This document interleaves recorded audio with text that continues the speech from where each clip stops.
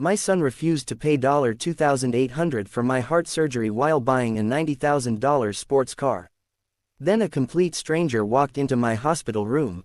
At 72 years old, I had learned one painful truth about life. The people you sacrifice everything for aren't always the ones who'll stand beside you when you need them the most. My name is Harold Bennett, and until 3 weeks ago, I believed my son, Ethan, was the greatest accomplishment of my life. Now, lying in a hospital bed with wires attached to my chest and a failing heart struggling to beat, I wasn't so sure anymore. The room smelled of disinfectant and quiet desperation. Outside my window, rain slid down the glass in slow streams, blurring the city lights into pale streaks of silver. A heart monitor beeped steadily beside me. Each sound reminded me that time was slipping away. Dr. Collins entered with a folder tucked under his arm. His smile looked practiced. "Mr. Bennett," he said gently, pulling a chair closer to my bed. "We've reviewed your latest tests." I already knew what he was going to say. Doctors only sat down when the news wasn't good. He adjusted his glasses. "Your aortic valve has deteriorated much faster than we expected." I nodded slowly. "And you'll need surgery within the next week." "How much?" He hesitated. "After insurance, about $2,800. Only $2,800. To some people, it was the cost of a weekend vacation. To me, it was everything. My monthly pension barely covered rent, groceries, and medication. The savings I'd built over 40 years had disappeared after my wife, Margaret, battled cancer. I never regretted spending every cent to keep her alive, even if I only got 2 more years with her. Those 2 years were priceless. But now, I had nothing left. Dr. Collins placed a reassuring hand on my shoulder. "Do you have any family who can help?"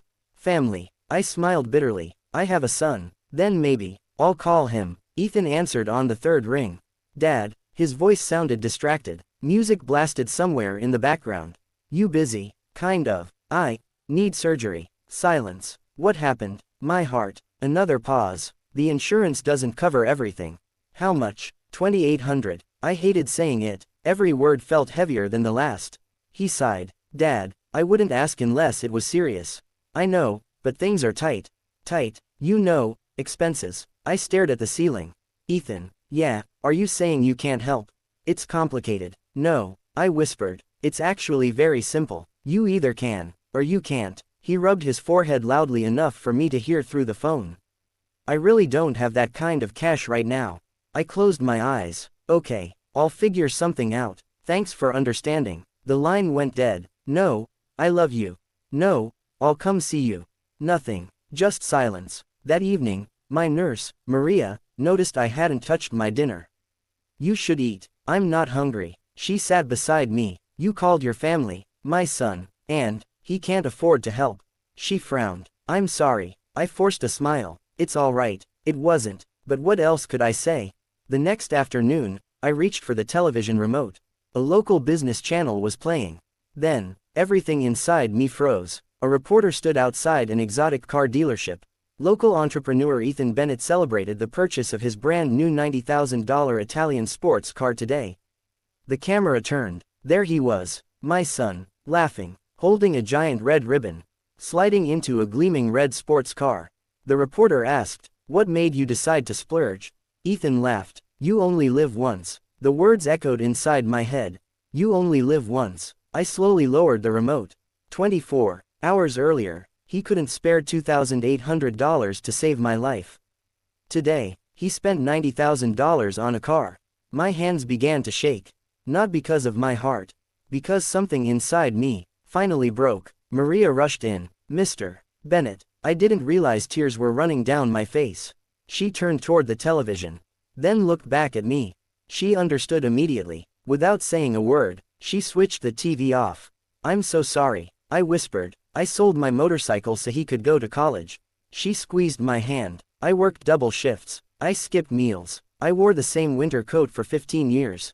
So he'd never have to struggle." The room became painfully quiet. Maria's eyes filled with tears. "Some wounds don't bleed. They simply leave a person empty." That night I couldn't sleep. Memories kept replaying. Ethan at 6 years old, running toward me after his first baseball game. "Dad, I hit the ball." At 12. "Dad, thanks for fixing my bike." At 18. "You've always believed in me." Where had that boy gone? When had success replaced gratitude? When had money become more important than family? I had no answers, only regret. The following morning, drive. Collins entered with a more serious expression. I'm afraid we can't delay much longer. I know. If payment isn't arranged. He didn't finish the sentence. He didn't have to. I understood. Hospitals had rules. Rules didn't care about broken hearts. Or broken families. I stared out the window again. Maybe. This was how my story ended. Not because my heart failed. But because my own son did. Just as I closed my eyes. There was a soft knock at the hospital door. Maria looked up. Come in. The door opened slowly. A man I'd never seen before stepped inside. He looked to be in his early 40s. Simple jeans. A worn leather jacket. Kind eyes. He held a small envelope in one hand. He looked directly at me. Mr. Harold Bennett. Yes. My name is Daniel. He swallowed hard. You don't know me, but I believe I owe you my life. The room fell completely silent. I looked at the stranger standing in the doorway, trying to remember if I'd ever seen his face before. I think you've mistaken me for someone else, I said. He smiled faintly. I don't think so. He stepped closer, holding the envelope with both hands. My name is Daniel Foster.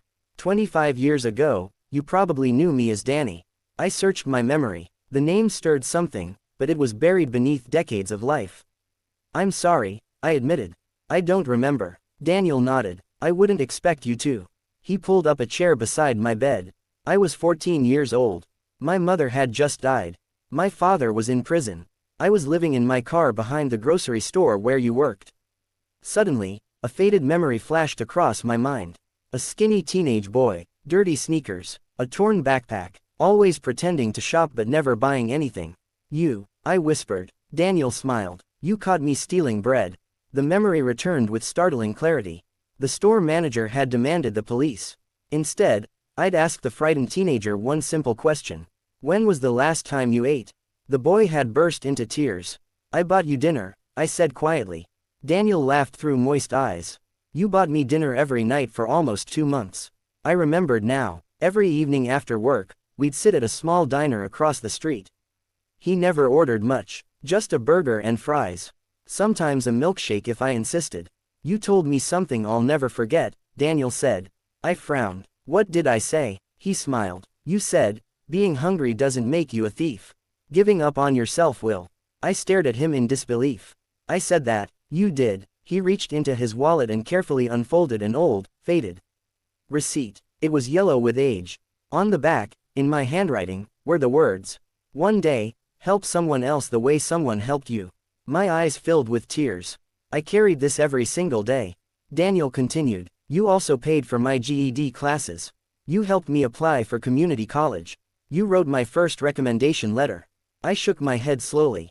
I barely remember, but I do. He smiled. I remember every single kindness.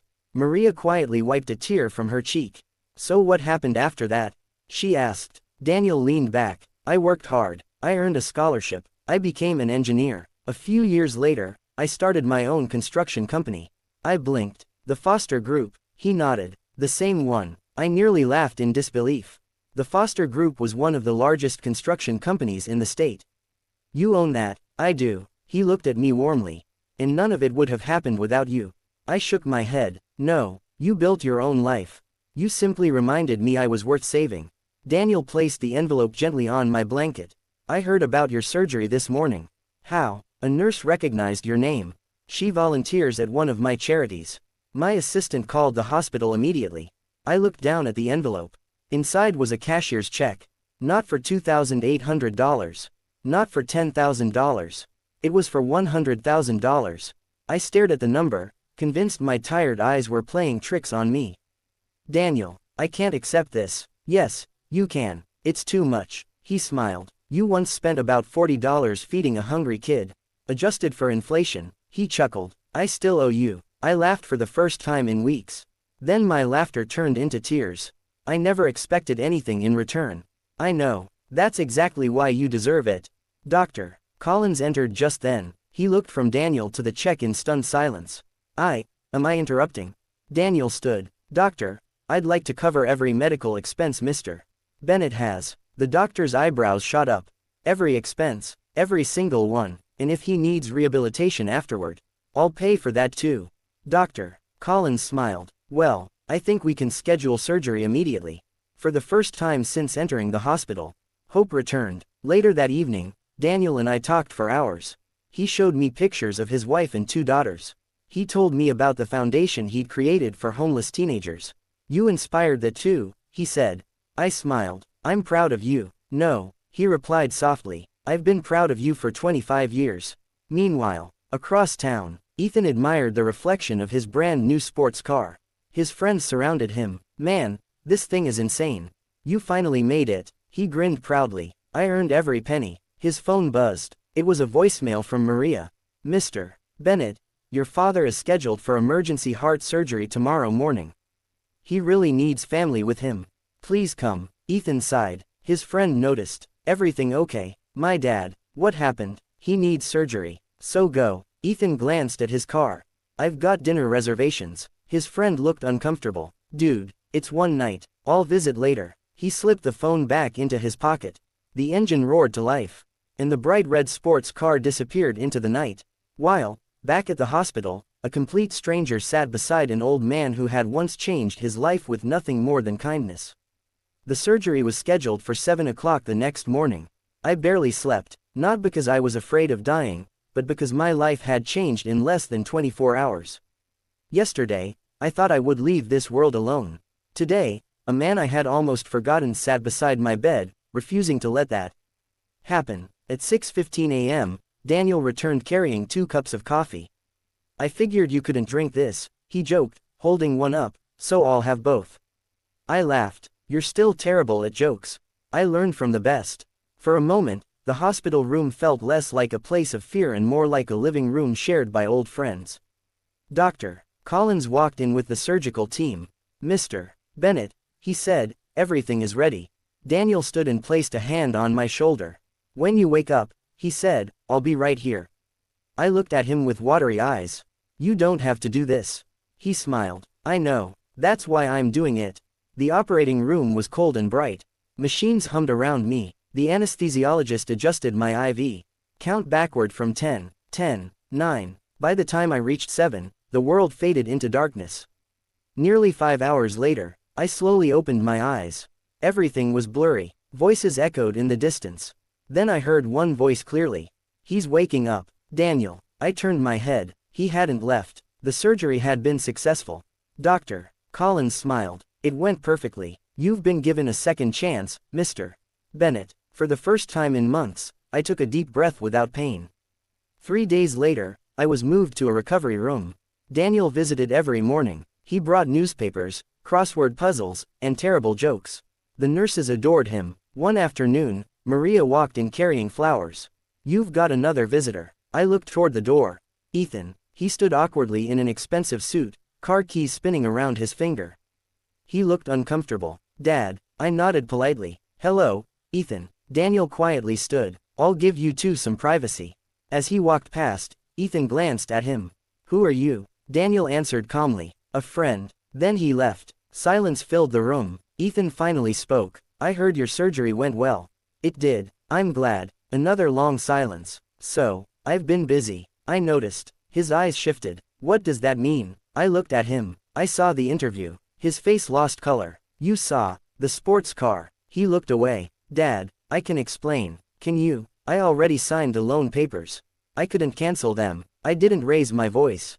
I simply asked one question. If I had died, would the car have been worth it? He couldn't answer. His silence said everything. After a full minute, he whispered. I'm sorry. I studied my son's face. For years I had believed an apology could fix anything. Now I knew better. Some apologies arrive after the damage is done. They told me someone paid for everything, Ethan said quietly. Who was that man? A stranger. He isn't a stranger anymore. Ethan frowned. I don't understand. He remembered a kindness I had forgotten. He remembered what his own son didn't. Those words hit harder than I intended. Ethan's eyes filled with shame. I never meant to hurt you. But you did. He nodded slowly. I know. I've been thinking ever since Maria called. I realized, I've become someone I don't even recognize. I sighed. Money changes people. It reveals them. He lowered his head. I'd like another chance. I looked out the window. The answer wasn't simple. Forgiveness is free. Trust is earned. I hope you become the man your mother believed you were. His lips trembled. I'll try. He reached for my hand. For a second, I hesitated. Then I let him hold it. Not because everything was fixed, but because every family deserves at least the opportunity to heal. As Ethan quietly left the room, Daniel returned. How'd it go? I smiled sadly. It's a beginning. He nodded. Sometimes that's enough. Little did either of us know. The biggest surprise was still waiting just around A week later, I was finally discharged from the hospital. As I packed my few belongings, Daniel walked in carrying a set of car keys. Ready to go home? He asked. I smiled. As ready as an old man can be. He shook his head. You're not going home. I frowned. What do you mean? I visited your apartment while you were in surgery. And the building has mold, broken plumbing, and no working heat.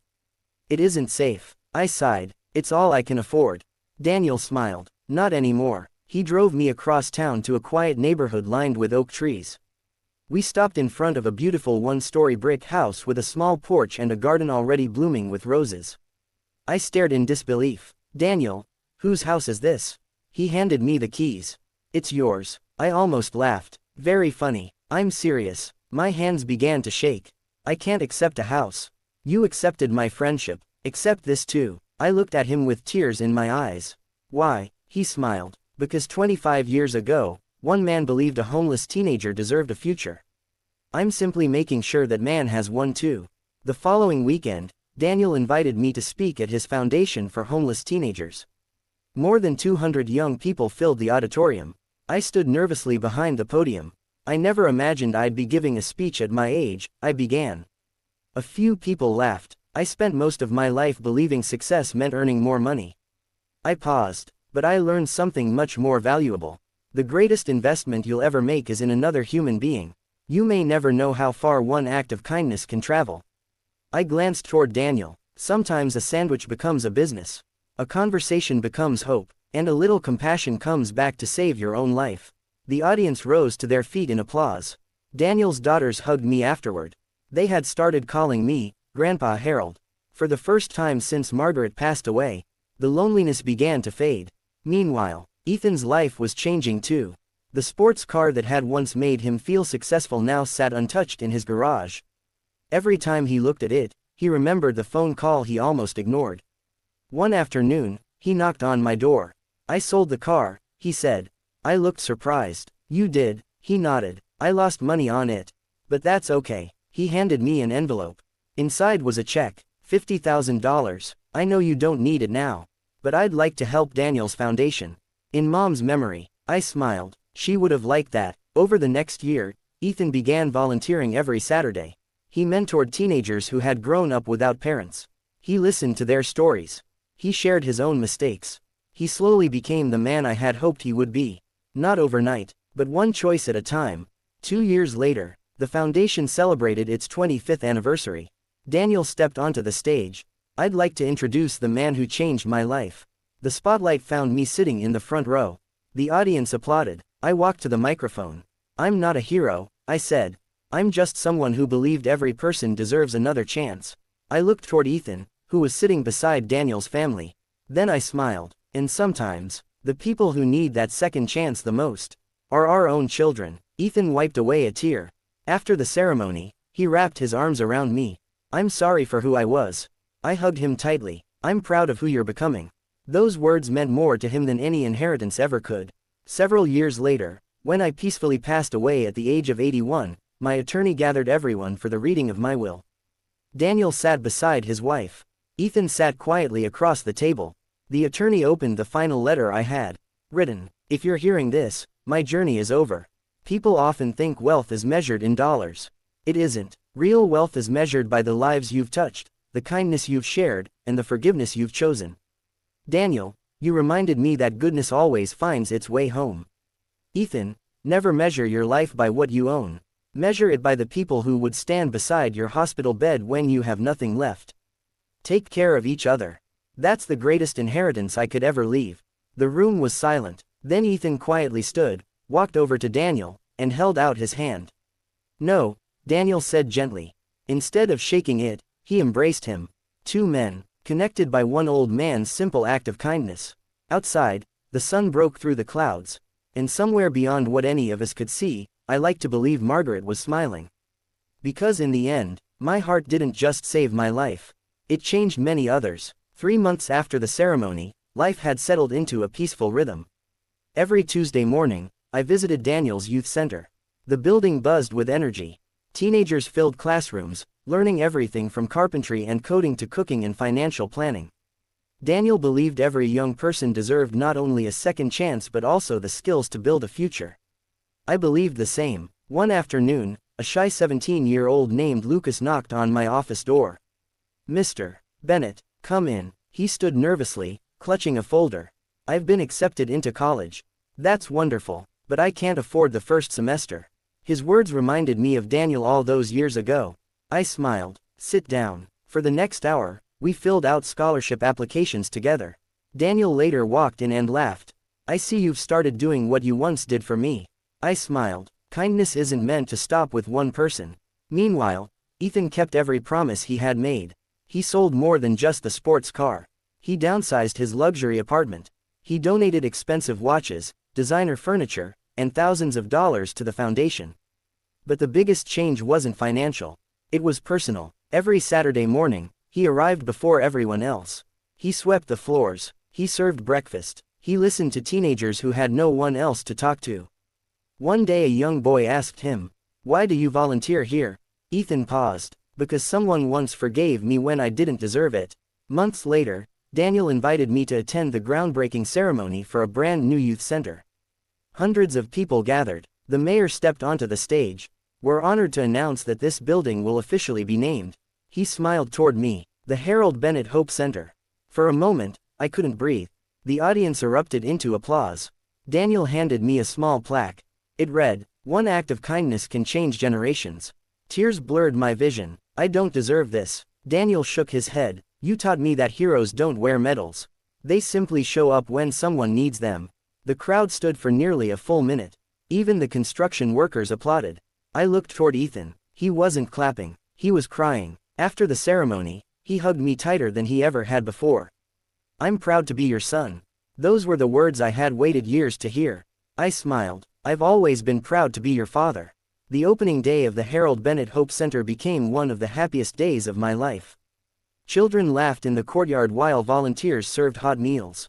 Every classroom was full. Some students were learning computer programming, others were practicing job interviews, and a few were simply enjoying the feeling of being safe.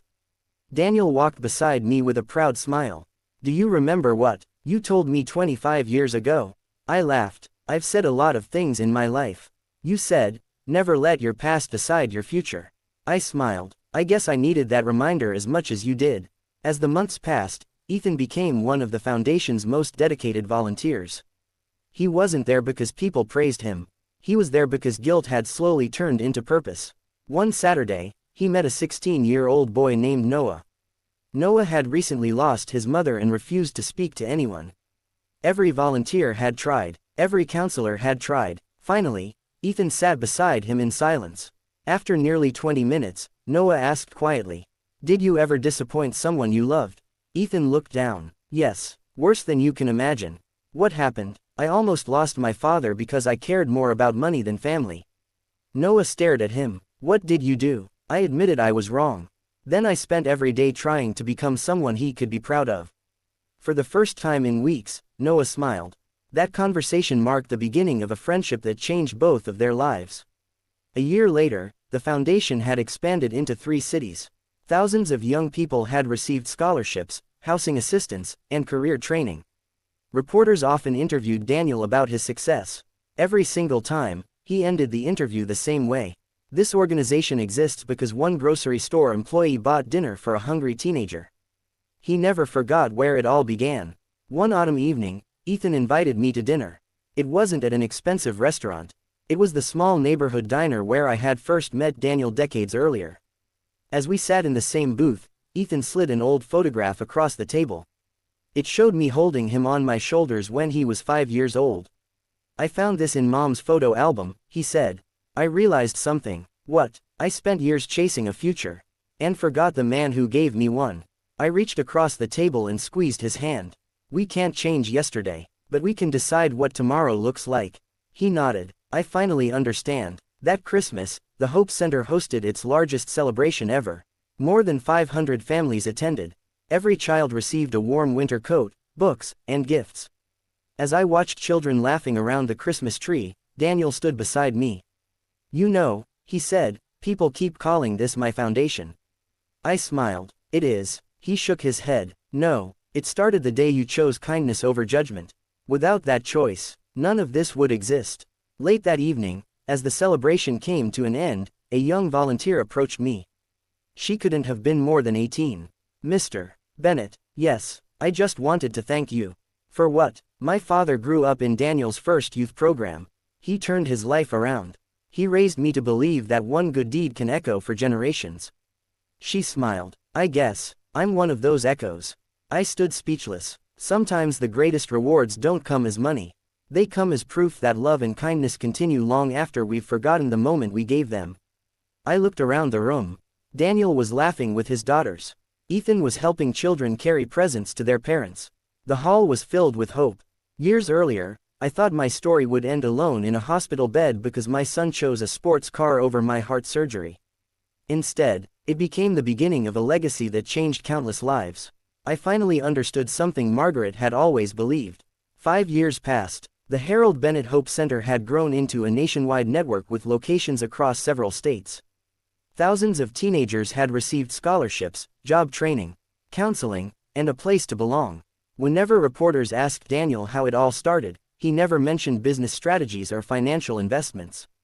Instead, he always smiled and said, "It started with one man who chose compassion over judgment." Those words embarrassed me every time. I had never thought of myself as extraordinary. I had simply done what I hoped someone would have done for my own son. A full circle moment. One rainy afternoon, I sat in my favorite chair at home, reading a book, when someone knocked on the front door. Standing there was a young woman in her 20s, holding the hand of a little girl. "Mr. Bennett." "Yes, my name is Emily." She smiled nervously. "You don't know me." I laughed softly. "I've heard that before." She explained that her father had been one of the first teenagers Daniel had helped through the foundation. He had graduated from college, become a teacher, and built a happy family. Before leaving, Emily handed me a handwritten letter. Inside were the words, "Your kindness reached my father before I was even born. Because of that, I grew up with a loving home instead of fear. Thank you for changing a future you would never see." I folded the letter carefully. No trophy, no award, no fortune could ever equal those words. Ethan's greatest decision. By then, Ethan had become the executive director of the Hope Center. People who met him never guessed that years earlier he had almost abandoned his own father. He never hid that truth. During every orientation for new volunteers, he shared his story. "I once believed success was measured by expensive things," he would say. "I was wrong. The most valuable thing you'll ever give another person is your time." His honesty inspired countless volunteers to serve with humility. The final conversation. One evening, I sat on the porch watching the sunset with Daniel. Neither of us spoke for several minutes. Finally, he broke the silence. "Do you ever wonder what would have happened if you had called the police that day at the grocery store?" I smiled. "Sometimes. My life would have ended before it ever began," he said quietly. I shook my head. "No, I think someone else would have helped you." Daniel smiled. "I don't. You were the first person who looked at me and saw potential instead of trouble." I looked at the orange sky. "Then promise me something. Anything. When I'm gone, keep believing in people before they believe in themselves." Daniel nodded. "I promise." Harold's last letter. Several years later, after a long and peaceful life, I passed away quietly in my sleep. At my memorial service, hundreds gathered once again. Daniel stood at the podium holding one final envelope. It was addressed simply, "To everyone I loved." He opened it and began to read. "If these words are being read, then my journey has ended, but yours has not. Don't spend your life counting money while forgetting to count your blessings. Forgive when you can. Help when you are able. Listen before you judge. Love your family before it's too late. The world doesn't change because of one wealthy person. It changes because ordinary people choose kindness on ordinary days. If you want to honor my memory, don't build a statue. Feed someone who is hungry. Visit someone who feels forgotten. Pay for a stranger's meal. Encourage a child who thinks they've already failed. Those small moments become someone's miracle. And maybe, one day, when you least expect it, that kindness will find its way back to you. When Daniel finished reading, the room was silent. Not because people had nothing to say, but because every person there was thinking about someone they could help. Outside the chapel, Ethan stood beside Daniel. Without a word, they walked together toward the Hope Center, where another group of teenagers was waiting. Life moved forward, hope continued, and the lesson Harold Bennett left behind lived on. A heart that gives to others never truly stops beating.